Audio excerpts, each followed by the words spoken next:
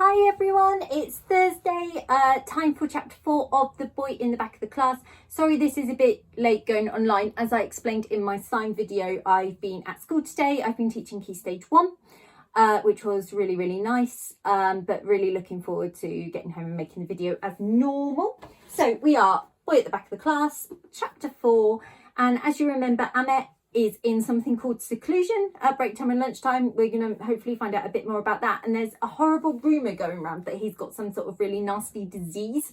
It just shows you how rumours spread. Like, they just kind of come from nowhere. No one's got any proof that that is actually true or happening. But there's been a girl at school that is being putting that rumour around about him. So we're going to find out, hopefully, why he's in seclusion next. So chapter 4 is called What Mr. Brown and Mrs. Grimsby Said. My dad used to say that if you really want something, you have to keep on trying for it. And since he always used to say he had everything he could ever want, I guess he must have known about trying for things. I knew that I wanted to be friends with Ahmet. I didn't really know why, I just did. I gave up on trying to speak to him during the day because of all the seclusion he needed. But I figured after school was okay because Mrs. Khan had smiled at me and winked to the first time. So every day for 2 whole weeks, I waited by the school gates at home time. As soon as the new boy and Mrs. Khan came out to meet the woman in the red scarf, I would run over and give the new boy a lemon sherbet, and sometimes a whole chocolate bar. But no matter how many sweets I gave him, or how much Mrs. Khan encouraged him to talk to me, the new boy never said a word, and he never ever smiled back. And not even when I gave him a whole pack of white mice, which aren't my favourite. He just quietly took the sweets, and staring at the floor, went and stood behind the woman in the red scarf, as if he needed to hide from me. Maybe he doesn't like sweets, said Michael on the Friday of the second week. Don't be silly, said Josie, chewing on her hair. Everyone likes sweets. Maybe he's allergic, said Tom. I'd never heard of anyone being allergic to chocolate and sweets before. But then again, I was allergic to dogs when no one else was, so maybe he was right. After that, I decided to give the new boy my lunch fruit instead of my sweets. And he was still going to his seclusion every lunchtime. So on the Monday of the 3rd week of trying to be his friend, I took the biggest orange I could find from the school canteen and waited by the gates. I was extra excited because I had drawn a smiley face on the skin and Tom had given me a sticker of a dinosaur to stick on it. So there were 2 things that made the orange extra special. And Tom loves collecting stickers. He has books and books of them at home. And whenever he gets a new one he likes, he always brings it in to show us. I've never seen him give a sticker away to someone he doesn't know very well. So I hoped the new boy would like it and know how special it was. As we were waiting for the new boy to come out, we heard something about him that we didn't understand at all. In fact, it was even more confusing than learning about the seclusion he was being given. There were lots of grown-ups standing behind us at the gates. They're always there at home time. Sometimes they talk about the news or what they're making for tea, but mostly they talk about the weather. I don't know why, because there's nothing more boring than talking about something everyone else can see for themselves, but I guess that's what you're meant to do when you become a grown-up. Usually we don't listen because we have more interesting things to talk about, like what we're going to watch soon as we get home, and who is our favourite Olympic athlete or footballer. But this afternoon, just after someone had said how sunny it was, and it wasn't as lovely as I hoped it would be sunny again tomorrow, someone else said, have you heard about this new refugee kid that's joined the school? He's been put in Mrs. Khan's class. They can't find an assistant that speaks his language. Poor little blighter. Josie and Michael and Tom all looked over at me, and I looked back at them, and we stood very still together. I knew we were all thinking the exact same thing because our faces frowned in the exact same time. We were wondering what a refugee kid was doing in our class.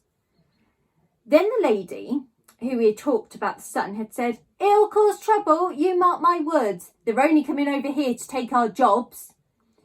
Carefully, so that no one else would see us, we all looked over our shoulders and saw it was Mr. Brown and Mrs. Grimsby who were talking.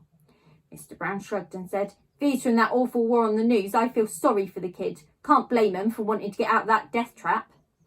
Said Mrs. Grimsby. A bother, the whole lot of them. Wouldn't trust one as far as I could throw 'em. Just you wait and see. It's our kids who'll suffer just because those ones are coming over here to do whatever they like. I could tell that Mr. Brown didn't like what she was saying, because he frowned and shook his head, and then took a step to the side. I liked Mr. Brown. He's Charlie's dad. Charlie is one of the boys in upper school. Everyone knows who he is because he always steals at least 3 puddings from the pudding tray every lunchtime, so there's never enough to go round. And he's also famous for setting off the fire alarm to get out of a science test. He's always getting into trouble, But I don't think Mr. Brown knows about that because he cries out, "Charlie, me old boy, what have you been up to today?" And Charlie says, "Nothing." Mr. Brown beams at him. Charlie tells everyone that his dad is a boxer, but I don't think that can be true. He has a long beard, and if I were a boxer fighting him, I'd just pull all his beard all the time and win. I looked to the right over at Mrs. Grimsby, her face all sour and pink and angry, and I decided I didn't like her very much. She is the grandmother of a girl called Nellie, who's in the year below us. Nellie's one of the most popular girls in school, mainly because she's won every burping competition the school's ever had. She can even burp sing famous songs and is always challenging everyone to try and beat her. I was looking up at Mrs. Grimsby and thinking about all the things she'd said when Josie suddenly poked me in the arm and said, "Look!"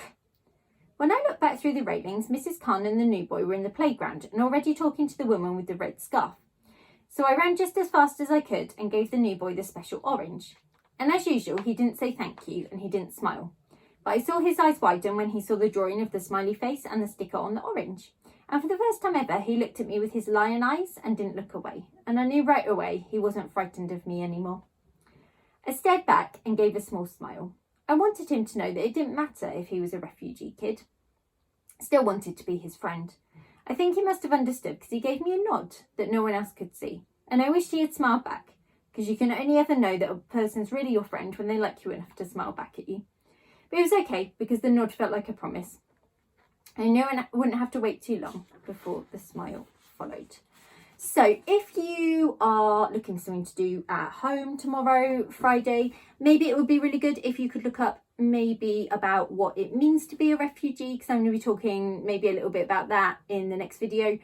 Yeah, I'm at school again tomorrow, so expect the video. I'm hoping to get home maybe a bit earlier, so expect the video to kind of go online between 4 and 5, and they'll be ready for the weekend. I've done another week in lockdown. See you soon. Stay safe.